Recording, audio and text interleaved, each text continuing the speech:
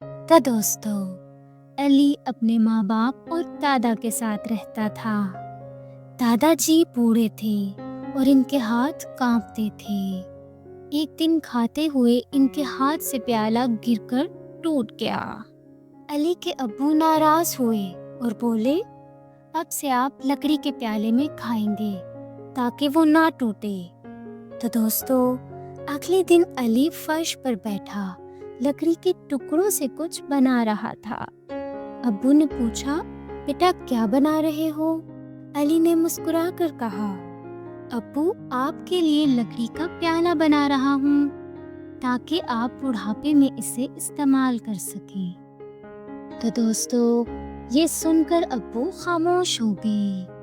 انہیں اپنی غلطی کا احساس ہو گیا اور پھر اپنی غلطی کی معافی بھی مانگی۔